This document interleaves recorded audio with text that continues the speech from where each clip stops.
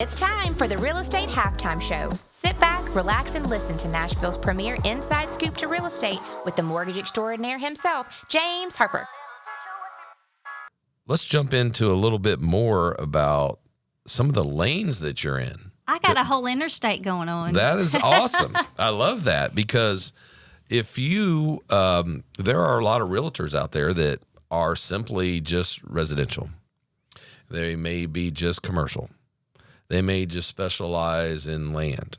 But you're doing a little bit of it all at your brokerage, including you personally. So tell us what you do in the lanes that you're in. Well, you know, one of the things that I've been most proud of is the fact that I have never restricted myself to one segment of the market. It's a lot easier to do because I'm not in a metropolitan area. You know, Nashville, I feel like the markets are very defined and your role within those markets is very defined. Mm-hmm. And, you know, sometimes on the larger teams, it's even defined more, like you're a listing agent or you're a buyer's agent. We don't do that at my office, and I don't do that for my own business. So, yes, I have a brokerage. I have 24 agents underneath me, but we are all independent. None of us are teams. Like, I have a team, but my team is 2 administrative staff. So I don't have a buyer's agent. I don't have a listing agent because I feel like that's different. It is. It is different. Because I feel like when clients contact me, they want to work with me, not Joe or Sally or whoever else, you know, is on this massive team. So I try to make sure that I cover 95% of my appointments. There are times when I can't make my own appointments. My husband also has his real estate license, and he'll show for me on occasion, but that's about it. Or maybe another agent in the office. But other than that, I do it all. You know, the residential, new construction, foreclosures, land, commercial sales, commercial leasing, property management, HOA management. We have our hands in just about everything. I guess instead of calling us an office, you could probably call us a firm. But, you know, again, we're not big city. We're small town. And that's one of the things that I've been most proud about is that the things that I've been able to accomplish and the awards and accommodations that I've received, we are not backed by a national brand, and we are not in a metropolitan area. So for me to have accomplished those things without that, that's amazing. That's the biggest thing. That's the most exciting thing for me. I think it's amazing. And I was actually just telling my operations manager, I said, you know, I love the concept of being in a small town kind of feel. We have several branches within Fairway that are doing really, really well in small towns because you get that connection, you get that trust, you get that being there and that feeling of being at home. No pun intended. Well, I think there's more transparency in small towns. You know, people can see you outside of your profession.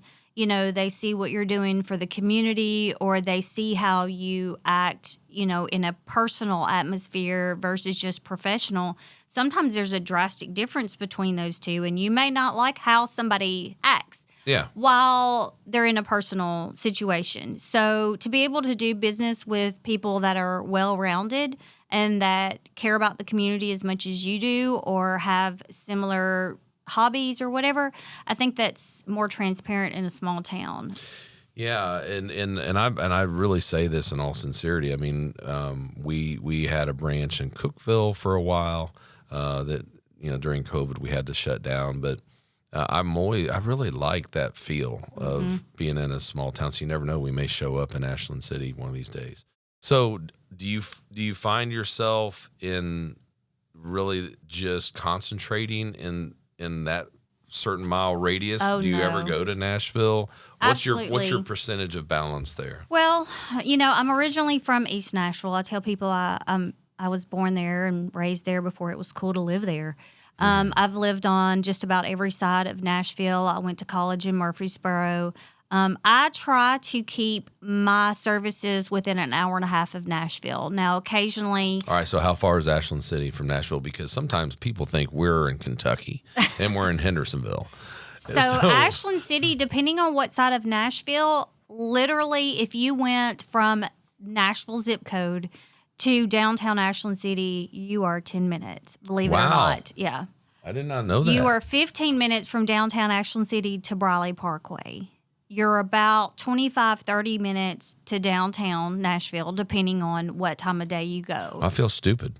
I felt like it was like 30, 40 minutes away. And you know what else? What? We don't have any traffic. Yet.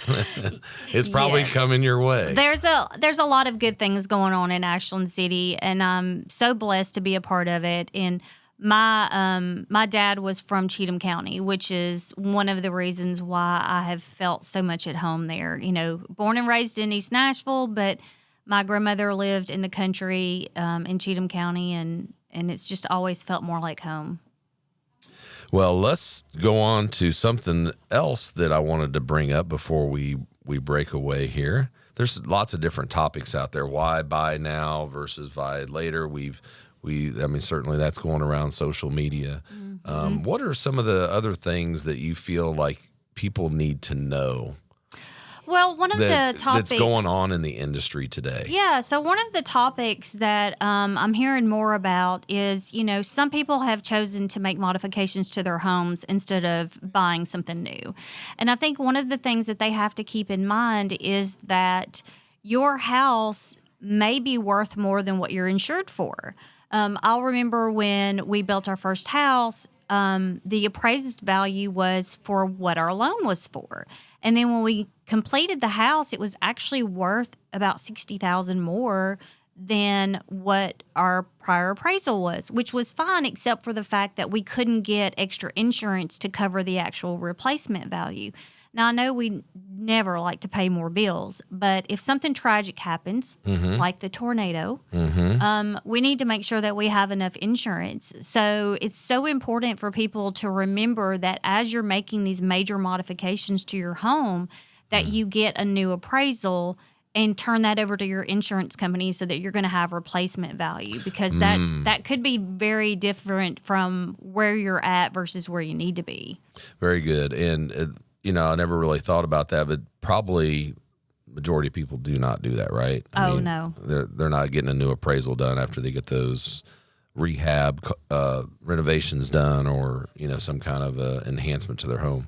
So what else? What else is going on that you feel like people out there in the public need to know? What has happened recently, or what do you feel is going on as a trend that you would like people to know about? Well, I think that we're seeing more and more people build barndominiums. We know why people build barndominiums. Why is that? Because you get more for less. You get more square footage for less money.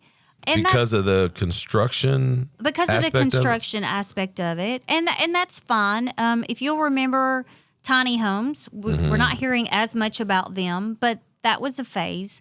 And I'm all for people having what they want. I just want people to remember that trends like that come and go, and that if you're planning on being there long term, that may be one thing. But if you think that it's going to be shorter, like 5 or 6 years, that it may be more difficult to sell in the long run. Do you deal much with engineered homes? Manufactured homes? Well, no, actually, they're still stick built. Oh, the modulars. The true modulars. Yes, true modulars. Sorry, that's the proper word. Well, you know, there's a lot of agents that don't know the difference between a modular and a manufactured. True statement. Yeah, so I have in the past.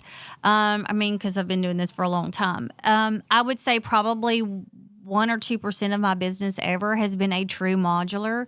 There's been a lot of opportunities where it might be listed as a modular and it's not.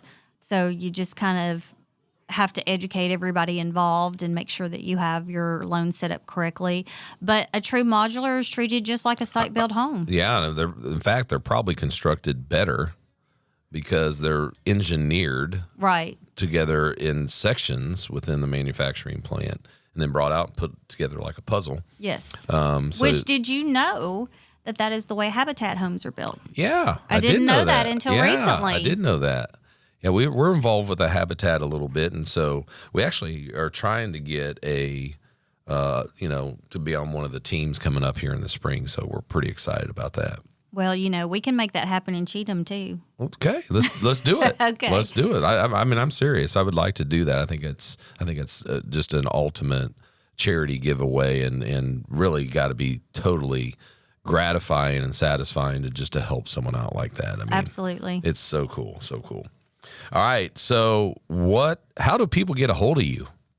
Well, how do they get a hold of you? How can I call Amanda or reach out to Amanda Bell Williams at Home Realty? Oh, a variety of ways. So let's do it. Office is 615-792-6100. Yes. Cell phone 615-406-9988. Bam. All of my tags for social media are A. Lee Bell, ALEABELL 124.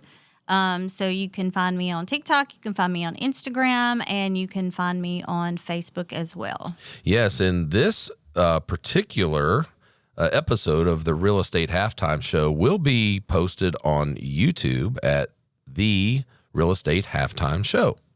We now have that channel. So go there, subscribe, anybody that's listening, so we can get more educational content out there for you. Amanda Bell Williams here at Home Realty is with us today. We thank you for coming in. We appreciate all the input that you've given us, and we look forward to working with you more in the future and giving more content to our listeners. Well, 2024 is going to be better than this year. It has to be. It has to be, and I tell you what, I'm not ready to wish my life away, but I'm ready for this year to be over. Me too. Well, thank you for coming in. Thanks. We appreciate it, and we'll see you next time. Great, thanks. All right, bye-bye.